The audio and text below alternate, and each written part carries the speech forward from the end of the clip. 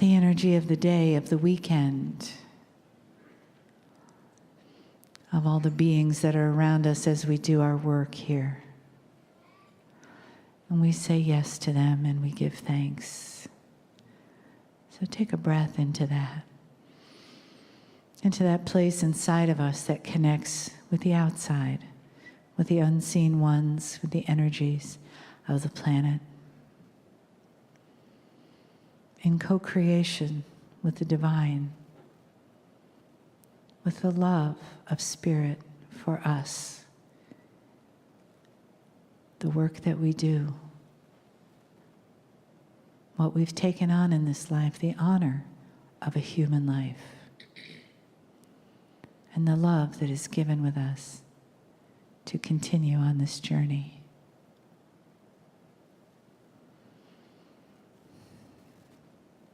We hold the flame of these days in our hearts as we go forward, remembering what we've been given, using what we know of who we are as sacred, radiant, magnificent beings here on the planet at this time. And here we also receive the love and the guidance and the honor and the messages from Kryon.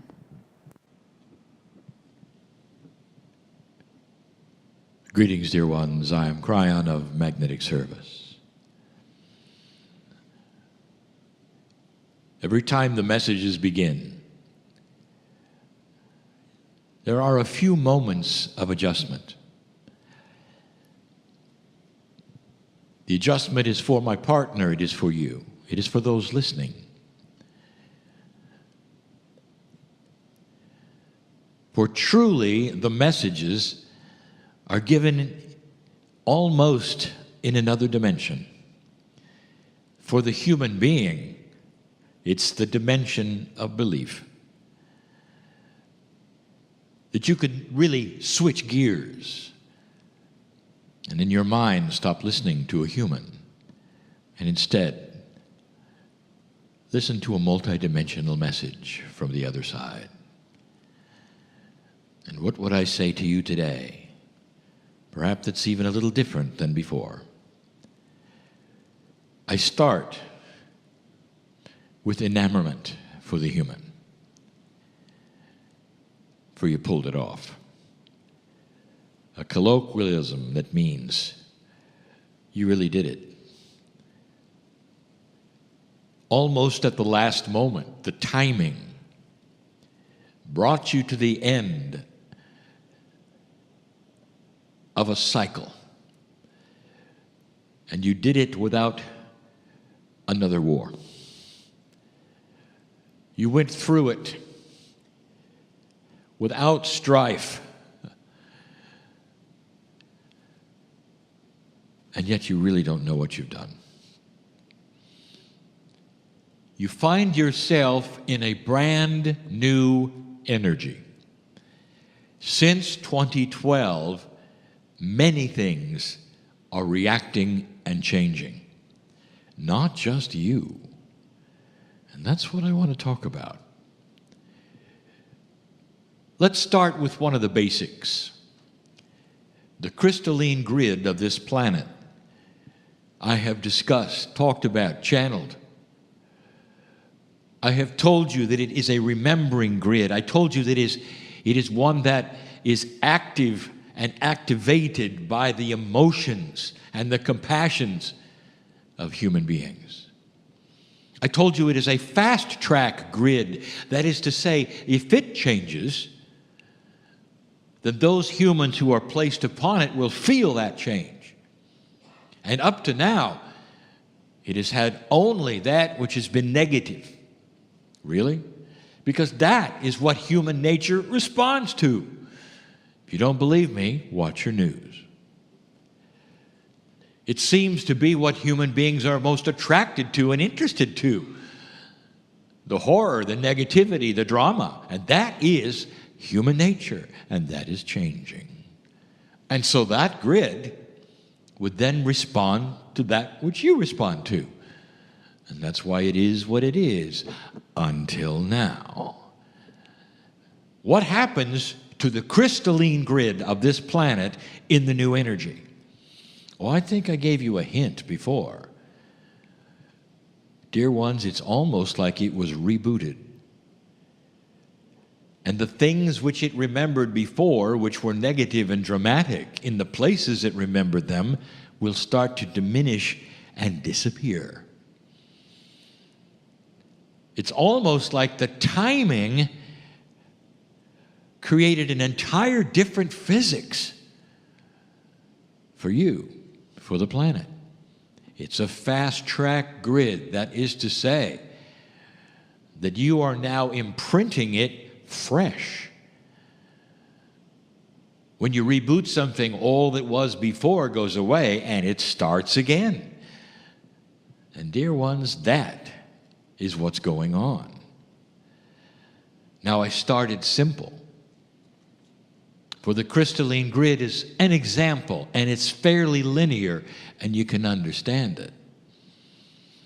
But then there are those who have asked the esoteric questions about time. Now, if you have not been part of the seminar, it's difficult for you to comprehend the discussion, only because the seminar gave it, that is to say, it explained it. It gave it credibility, and the knowledge was displayed about the circle of time. Now, the circle of time is not anything that you really feel, because for you it is straight line, past, present, future. But the reality is it's fractalized. It goes in a circle. It really does. And in a certain way, you might say that as things happen, they create bumps on the road so that when you go in the circle again, you feel the bumps, or you see them coming, or you feel that something is going to happen, and that literally often creates the thing happening again. That's fractal time. It's been studied, displayed, there's physics behind it. So what happens to that? What happens to the fractals? What happens to the events on the timeline in the past that might trigger the future? I'm here to tell you something. The whole timeline, all of the fractals, everything is starting to be rebooted. And when they disappear, dear ones, time itself starts to change. And why? Because human consciousness is part of it. If you reboot fractal time, it means that the things in the past will not affect you today or tomorrow in the future like they did in an older energy where you kept tripping on them and they kept coming around and you had war after war after war because that was what was expected. And that was human nature. Now, if this is the case and the timing of things starts to be different, you are writing a new timeline. You're creating new bumps. But the bumps may actually be positive, not negative. Fractals are that way. They're going to react no matter what you do, except that the old ones and the old energy won't be here. You might say you've cleaned it. Controversial. It's controversial in physics. Time is time. No matter what happens, it would tend to be thought and perceived to always be the same. The process is the same, eons of the same, and suddenly I'm saying to you, it's being changed. The catalyst? Consciousness. So let's go one step further. if the fractals are changed, would that affect the reaction of humans about the past? Ha ha. The answer is, oh yes. Suddenly, this may very well be the beginning and the seed planting of peace among former enemies. And where do you see that on the planet that is so profound? And the answer is the Middle East. Middle Eastern people and civilizations do not expect what I'm telling you. I was in a large theater, and my partner took me there, sitting alone on the stage in the lights with 1,000 Israelis. And they were there to hear a message from Kryon. Hopefully about their land or not, they don't know what Kryon's going to say. And I told them that they were chosen to bring peace on earth, that they were tasked to create peace on earth, and that they were the only ones that could do it. And it would not come from the outside, it would not come from the West, only from them. And the reaction that I got, the consciousness that I could feel, because I know what being thought was, how? When for eons, this is what we wanted. And since the 40, when permission to return to the land and create it was given, even since then, it just got worse. How? Are you going to turn a magic switch, Kryon, so that suddenly we can have peace in this land? And the answer was, no, they already did it. And they did it in December 21, 2012. And the reset has begun with the perception of the past, because the fractals are gone or being rewritten. And there's going to be children who are going to ask the question, tell me again, Dad, why it is I'm supposed to hate them? I'm not truly getting it. Tell me again, what happened in the past is supposed to do what to me now? Tell me, Dad, why can't we bring it forward into now? Tell me, Father, why we can't wipe away people who are now dead and gone and what they did, and start now and look into their eyes and say, let's work it out. And it's going to happen on both sides. And there will be a lot less emphasis on who did what to whom and why and when.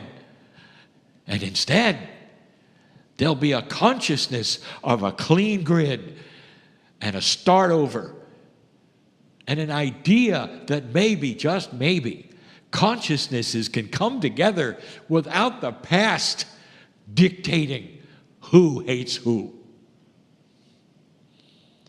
What a concept.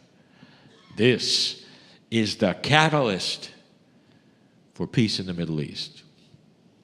And it would never have happened if you had not passed this marker. There's more.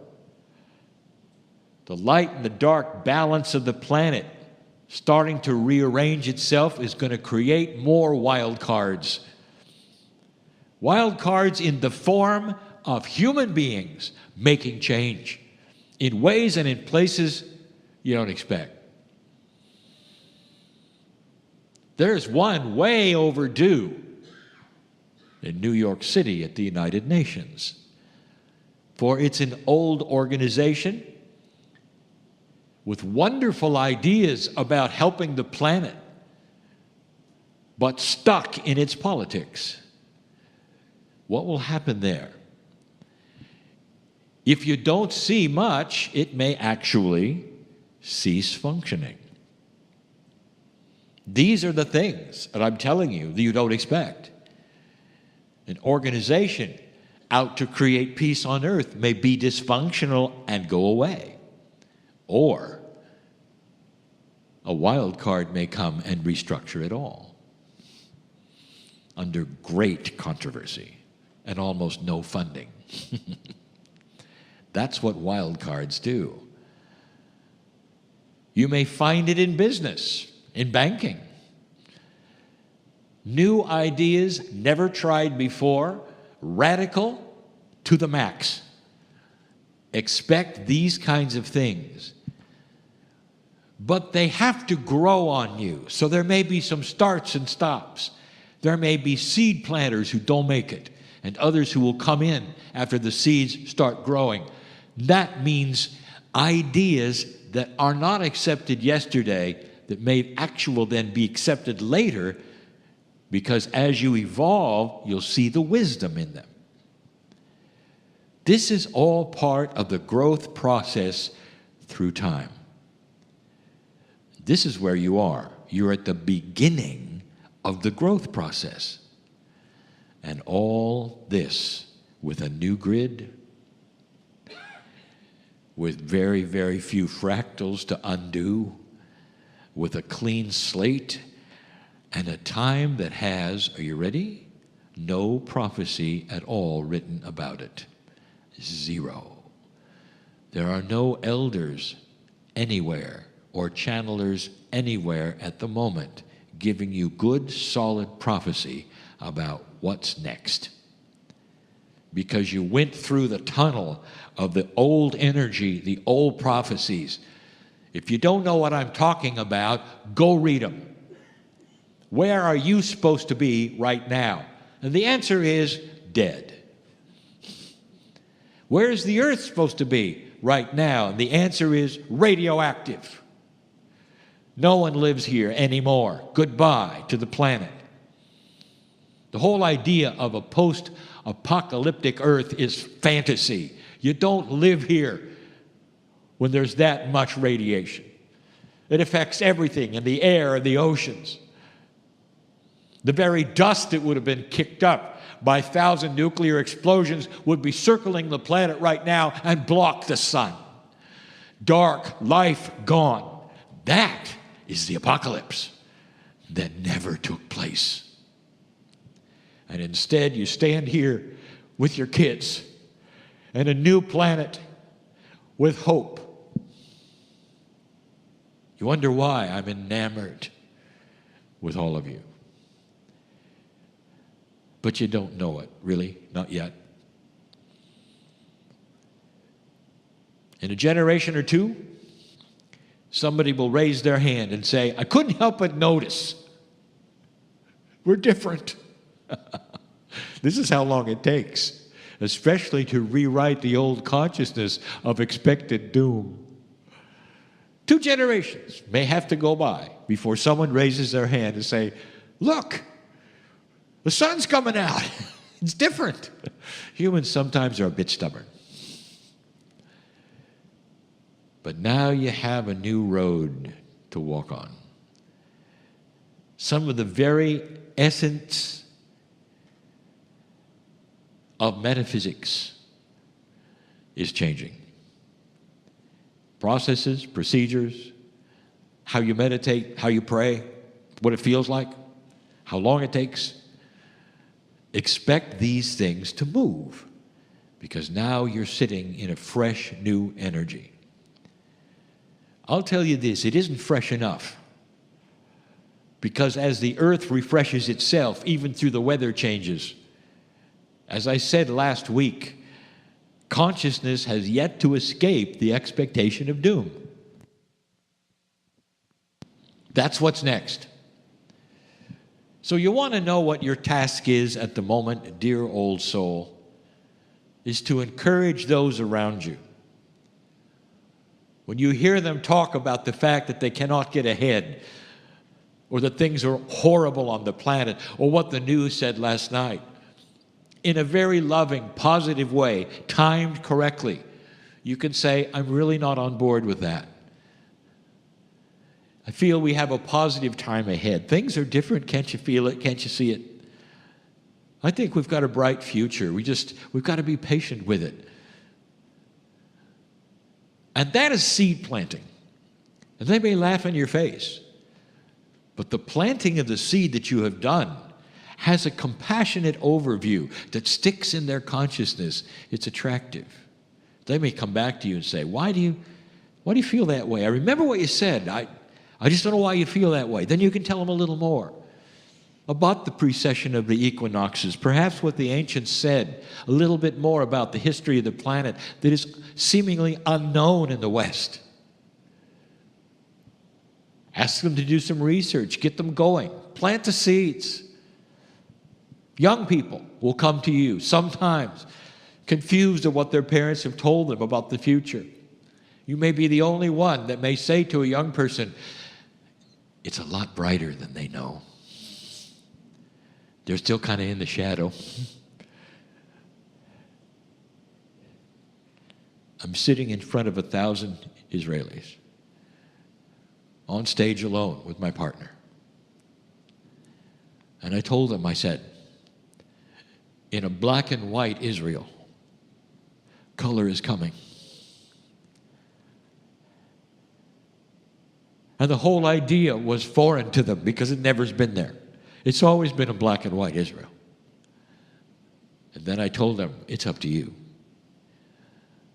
And now I'm telling you why these things have a propensity to change in a new energy. And the potential is ripe for that change.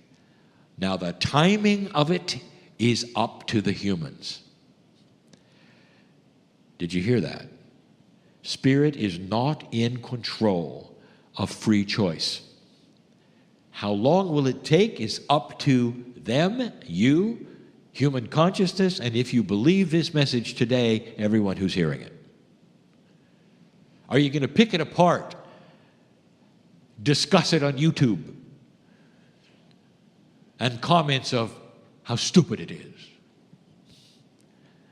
And if you are, and you read that, that's a human being who has not escaped yet.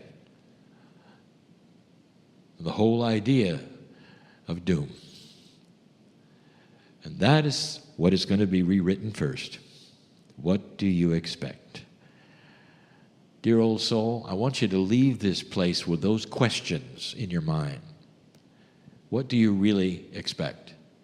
And if you expect the sun to come out and the energy to win here in the light, if you expect that which is unexpected in the Middle East, if you can see what the wild cards are doing and not be fearful and worried, if you're in that place, that's the first step to cognizing what really is going to happen here.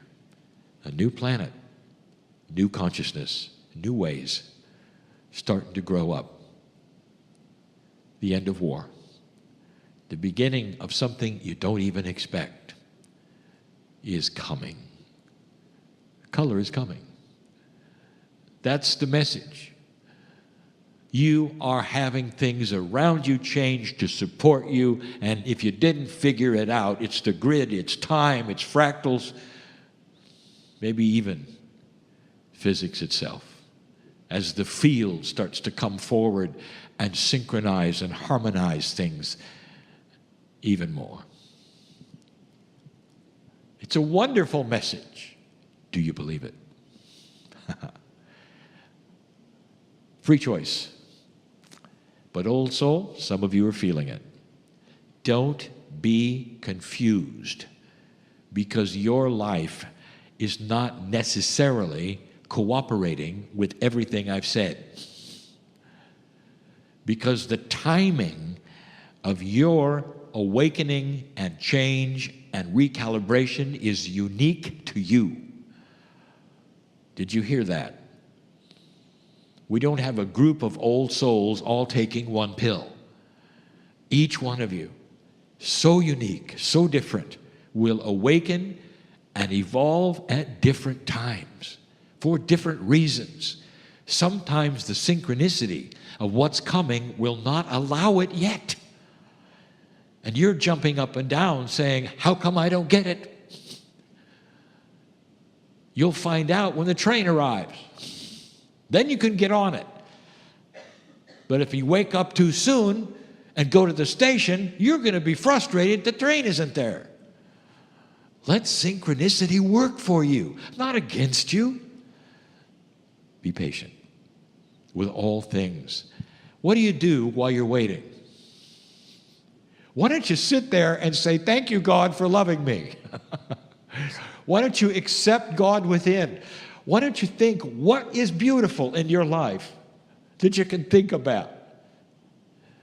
What kind of positive change can you make while you're waiting? This starts to clean up the fears, the anxiety, and all the things that are not compassionate and beautiful. I have been accused of being the Pollyanna channel. I admit it. I am. Because I know what's coming. I've seen it before. Free choice. You can do with it what you wish. But I've seen it. I know where it's supposed to go. And you're well on your way. But dear ones, you just started. This is the beginning. That's enough for now. What are you going to do with all of this? Some cannot digest what I've said yet. But later you'll realize it, you'll see it, you'll understand it. And others of you get it right now. Again, you're all on different paths. Spirit knows who you are. Spirit knows your name. You're not in the dark. You're not without support. How does that make you feel? From the beginning of the channeling, 28 years ago, I gave you the metaphor, very beginning. I dare you. Climb in the closet, shut the door, turn off a light. Too bad. All the angels that came in with you are still with you. You can't get rid of us. That's the God in you, surrounded by that which you would call the magnificence of the other side of the veil, the higher self, the innate that you carry around, pretending you're alone. But free choice may keep you alone if you want to be. I am Kryon, in love with humanity. And so it is.